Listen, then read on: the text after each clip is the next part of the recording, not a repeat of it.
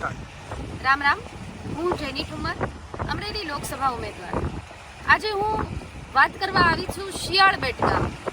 આ શિયાળબેટ એટલે જાફરાબાદ તાલુકાનું છેલ્લું ગામ અને સાથે સાથે કહી શકાય કે અમરેલીનું પણ છેલ્લું ગામ.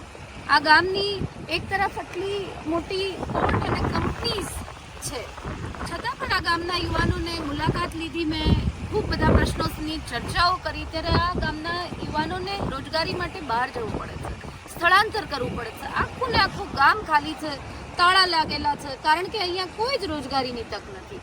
અહીંયા જો આમને જાફરાબાદની જેમ શિયાળબેટ ગામને પણ પોર્ટ એટલે બંદર જાહેર કરવામાં આવે તો આ ગામને તો પ્રવાસન ક્ષેત્રમાં લઈ શકાય એટલી બધી તકો પ્રાપ્ત કરાવી શકાય એમ છે.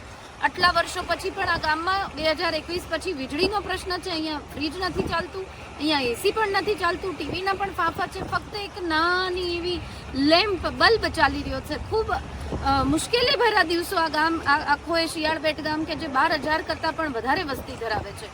શાળા ફક્ત 10 ધોરણ સુધી છે, પણ શિક્ષણનું પ્રમાણ કહી શકાય કે અત્યારે સારું છે. સરકારી હોસ્પિટલ જે કહેવાય અદ્યતન હોસ્પિટલ અહીંયા નથી.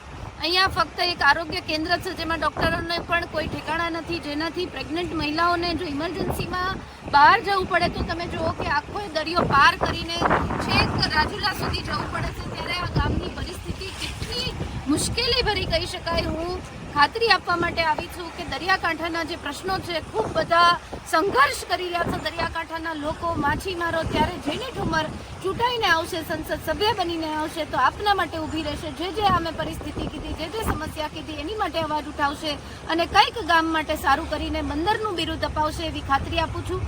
આપ સૌનો ધન્યવાદ.